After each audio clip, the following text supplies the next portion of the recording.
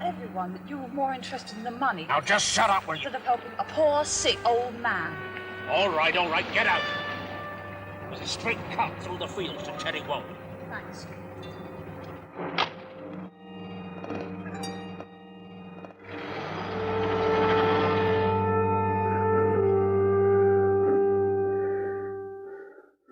His eyes are open, but he doesn't seem to see us.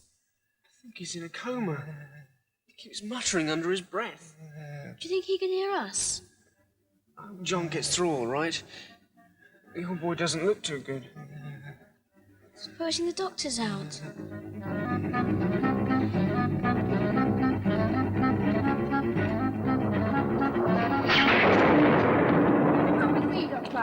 Hope you don't drive like you drink. Now, if we should get separated, we'll rendezvous at Sir William's lodge gates. Good heavens, is he drunk? Have you gypsies round here? Why, that's no gypsy, Colonel. John! Give us a hand, Bowers. He's in a terrible state. Look this way, please.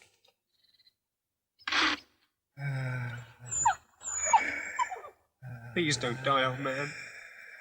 Please don't die. Someone's coming. Lots of people by the sound of it.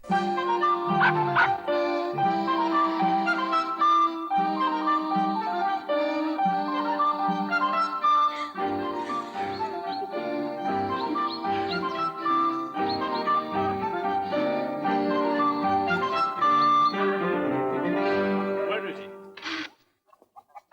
Hello, Father.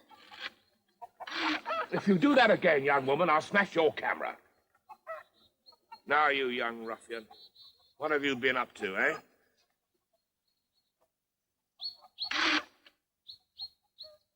There's a very bad hemorrhage. We'd better get him to hospital right away.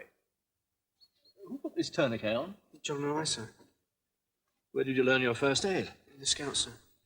You probably saved the old boy's life. Well done. Colonel, you're the man of action here. Think we can rig up a stretcher? Well, there's an old door outside. Do you think that would do? Show me. He'd have died for certain if you hadn't been around.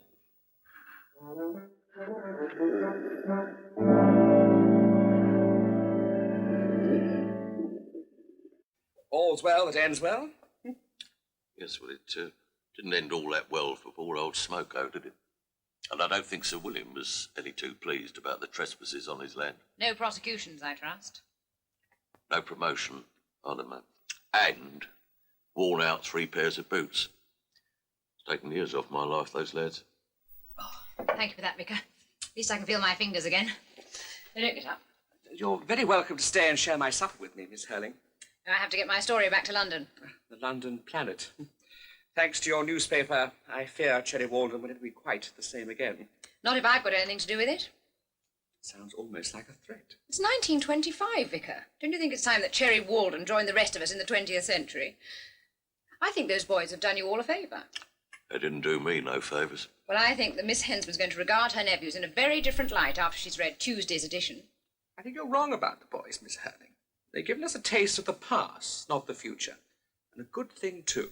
And that was how to accept responsibility in ourselves. And we've become so complacent since the war. I mean, who nowadays has to forage for food or even defend our homes from attack or fight for our own lives? Everything is far too easy. The 20th century has a lot to be said for it, but not if it's going to turn us into tame, self-satisfied third-raters. How much of that will be in your newspaper on Tuesday, I wonder, Miss Hurling? Never underestimate the power of the press, Vicar. By the time I finish with them, these boys are going to be greater heroes than Scott of the Antarctic. Our readers are never satisfied without a happy ending. Well, the only satisfaction I shall get is to be thinking of those 3 smarting backsides up at the Dower House tonight. Alas, I fear Colonel Hensman won't be lenient.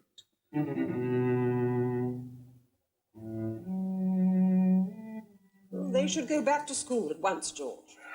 They've got almost 6 months' lessons to catch up on. I've spoken to the headmaster, and he feels the same as I do, that it is not worth their while going back to Manchester for the final 2 weeks of the term. Well, then I think they should do lessons here. Yes. I'm sure the vicar would help. I don't think you'll find them in a very receptive mood. I feel I'm entirely responsible for what happened. You? Oh, that's ridiculous, Ellen. You appointed me their guardian, and I failed you. What's worse, I failed the boys. Come in.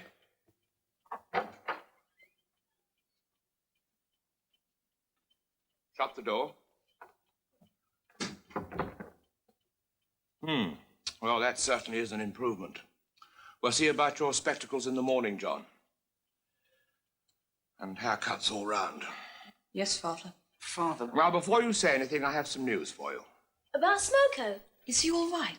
He's going to be fine. He'll be back in the chase by the end of the month, and he's going to receive the £50 for your recapture. I have a suspicion that the Padre pulled some strings. Now, Robin, what were you going to say?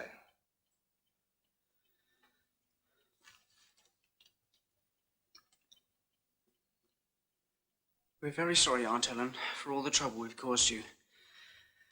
But we thought we were doing you a favour by leaving, because we were such a nuisance to you. Well, is that all? No. Well? We loved living in the forest, and we don't regret a second of it. Thank you, Robin. I accept your apology. I'm very relieved you're all back, safe and sound. We thought about you quite a lot, Aunt Ellen. Well, now and then. Did you, John? I'm touched. I had nightmares about you. Harold? Come in, Beatrice, come in. I'm so sorry to interrupt, Miss Hensman, but Dr. Bowers is here. Trouble? On the contrary. We just got back from the hospital. That old man really is quite remarkable. He's already started cursing the nurses for watching him. Can we go and see him tomorrow? All in good time, all in good time. This is for you. For all of you, from Smoko. Oh, he's finished.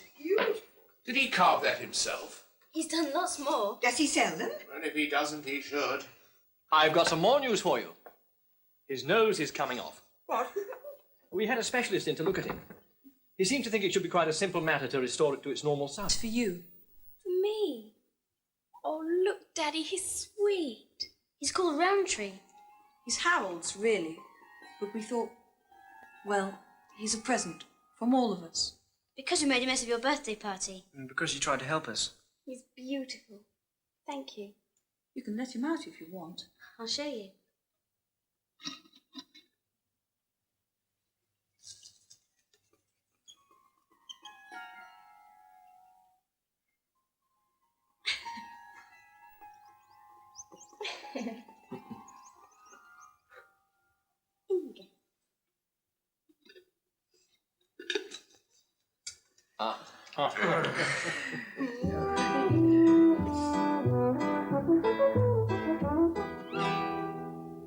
We'll never go back again, will we? Of course we shall. To visit Smoko. To live, I mean. We'll never sleep in the oak tree again, out in the wild. Perhaps Father will let us camp out in the chase next summer. But it won't be the same, will it? No. It'll never be the same again.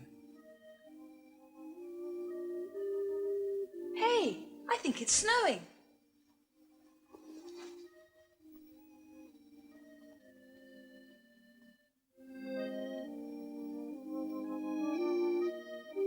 I wonder what happened to that old bear. Hibernate, I expect. Like hedgehogs. They get into brush piles and places like that. Just sleep till the warmer weather comes. I hope he never gets caught.